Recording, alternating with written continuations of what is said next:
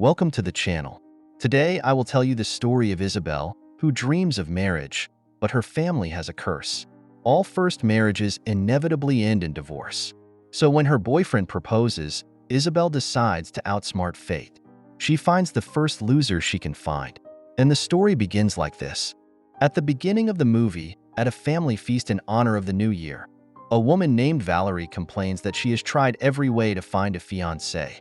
She went to special agencies, went on dates, changed her makeup artist, and hired a French hairdresser, but all in vain. The other guests look at Valerie with slight sympathy and irritation. Remembering the divorce, the woman begins to sob.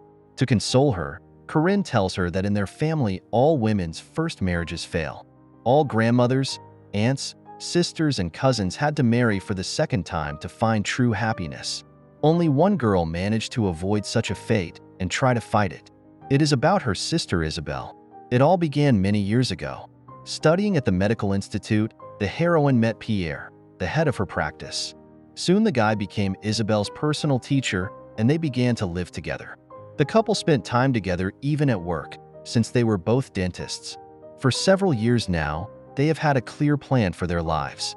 Sunday was brunch, Monday was bowling, Tuesday was dinner at a restaurant, Wednesday was playing charades, Thursday was tennis, and Friday was game night activities.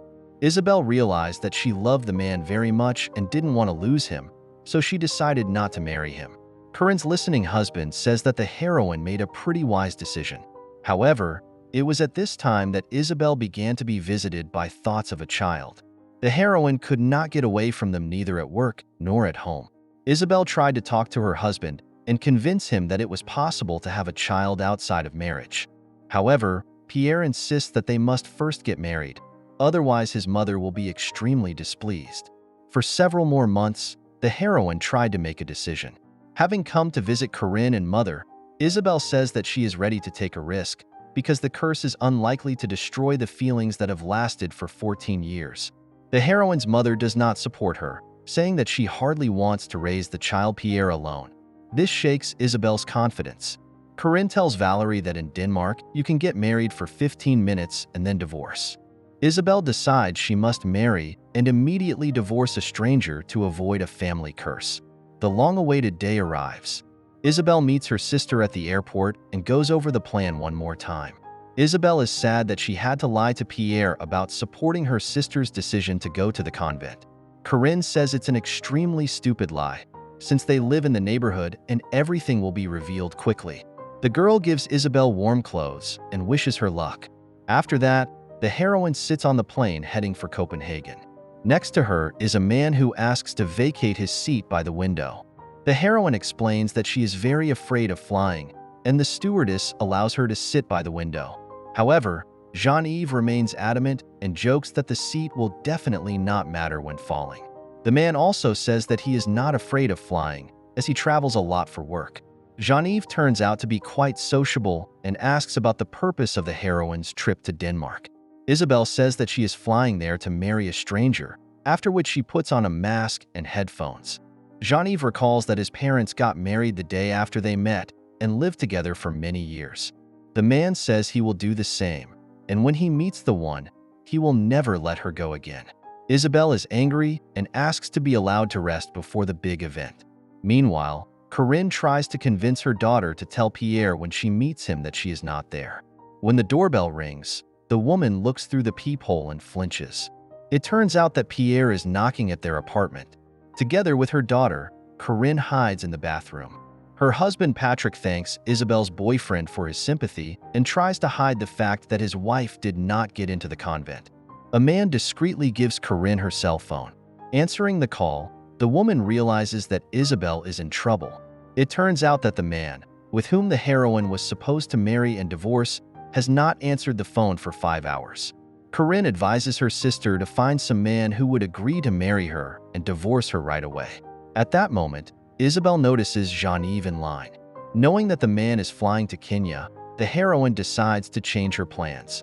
On the airplane, Isabel tries to charm Jean-Yves and hint to him that she is lonely. The plane finally lands, and in the new airport the heroine tries to find her future husband. Jean-Yves hops on a bus, which immediately departs. Isabel takes a cab and checks into the same hotel as the man. The heroine talks to him at the front desk and, after learning that he will go elsewhere, offers to supposedly give up her room and go with him. Together with the man, Isabel checks into a cheaper motel and realizes that she has taken a bag with the man's belongings. Together with Jean-Yves, who records important details on a dictaphone, the heroine goes to the store and learns that he lives in Russia. During the trips, Jean-Yves literally loads the heroine with facts about himself. The couple decides to have lunch and eats local goat soup. Isabel cannot tolerate such a taste and discreetly gets rid of the meat, learning that the man accidentally got to Africa as another guide forgot to make the necessary vaccinations. The heroine decides to move to active action. Seeing a church nearby, Isabel takes the man there and swears to him in her unexpected love for him. Jean-Yves is very nervous and runs to the exit, offering to go to Kilimanjaro together. The day of the trip comes. On the way, the man tells her that he has become a guide because writing books for children is not a way to earn a living. Jean-Yves decides to show the heroine a beautiful panorama and take a photo as a souvenir. However, a frightened Isabel tells the man that there is a lion right behind them. Jean-Yves asks the heroine not to run away and to look the animal in the eyes while shouting German words. However, this only angers the lion more. Then Jean-Yves suggests pretending to be dead. The animal lets out a menacing growl, but still leaves the men alone. Isabel throws herself around the man's neck and says that she has never felt such terror in her life. Jean-Yves notices a stain on his pants and tries to cover himself. The man realizes he has left his keys in the car and sees their vehicle disappearing into the distance. The couple has to wander through the savannah, hoping that in 3 hours they will reach Kilimanjaro, which will be full of tourists. However, even as evening falls, Jean-Yves and his companion fail to reach their goal. At night, while watching the stars, Isabel talks about her father who studied them. The pair are unexpectedly found by local tribesmen. Isabel wakes up in the morning in a hut and finds her companion. Jean-Yves offers the heroine to return to the hotel, promising to come closer to the evening. Learning that the headman is organizing the wedding of his daughter, Isabel decides to stay. In the evening during the ceremony, the groom enters the hut. If the bride follows him, the marriage is considered consummated. The heroine asks Jean-Yves to bring her blouse from the hut and then enters the hut herself. Valerie interrupts Corinne's story, considering such an act dishonorable. The woman defends her sister and continues the story. After the marriage, Isabel meets Corinne at the airport. Jean-Yves, emboldened by the marriage, does not want to let the heroine go anywhere. Isabel lies to the man that she will call him later. The next day, having dinner with Pierre in a restaurant, the heroine orders an unusual dish. Back home, Isabel gets close to a man and a couple of days later receives a long-awaited ring from him. While bowling, Patrick talks to Pierre about the disadvantages of having children late in life. The man is convinced that having a teenager in the house at an old age is a horror. Meanwhile, Isabel unexpectedly notices her fictitious husband. The heroine leaves, knowing that Jean-Yves will follow her. The man misunderstands everything, believing that Isabel wants to leave Pierre, but does not know how. The heroine plays along with Jean-Yves and asks him to give her some time to solve the problem. The next day, Isabel unexpectedly encounters a man at work. The heroine does not let Jean-Yves talk to her real husband. Soon Isabel visits the registry office and is surprised to learn that the marriage contracted in Kenya has been registered. The heroine talks to a lawyer and learns that Jean-Yves must voluntarily sign the divorce papers to make things go quickly. Corinne distracts Pierre with the news of an upcoming hen party so that Isabel can fly to Moscow, where her husband lives. The heroine meets Jean-Yves and wants to ruin his life so that he does not hesitate to sign the divorce papers. Isabel lays down depilatory cream instead of shampoo, drops a shelf with souvenirs of the man, jokes in front of the French ambassador that she worked as a courtesan. However, Jean-Yves forgives everything, believing that the heroine just needs to get used to the new status. Sitting in a restaurant, Isabel complains to her sister that this man will never sign divorce papers, while Jean-Yves himself dances on the stage. In the evening, the heroine pretends to be asleep to avoid the conversation. Jean-Yves checks the recorder, which accidentally includes Isabel's conversation with her sister. The next day, during breakfast at a restaurant, The heroine pretends to have an imaginary friend. Jean-Yves then hands over the signed divorce papers, after which he leaves. Isabelle runs after the man and tells him why she deceived him. As an apology, the heroine offers to spend a whole day together and walk around Moscow. Learning that Isabelle dreamed of visiting the moon with her father, Jean-Yves makes her a gift.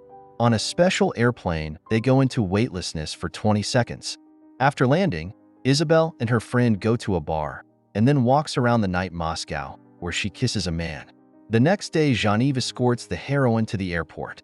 At home, Isabelle talks to Pierre and realizes that he is now not so determined to have children.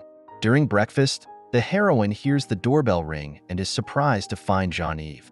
The man gives the divorce document, and when Pierre appears, he says that he is only Isabelle's cousin who came to the wedding. During a bowling game, the heroine suddenly tells Pierre that instead of plans and stability, she wants something unexpected and returns the ring to him. After a while, Isabelle arrives at her family's house for dinner, but almost immediately retires to the treehouse her father built for her. Talking to her father, the heroine realizes that she must find Jean-Yves. His brother tells the girl that the man now lives in Béziers. Isabelle finds the man and convinces him to marry again to make him happy this time. Such an ending immediately makes Valerie start crying. However, having met the very Pierre, the woman quickly calms down and has a pleasant time. This is the end of the movie. Thank you all for watching this video to the end. Give this video a like. Write in the comments what you think about this movie, and see you in new videos.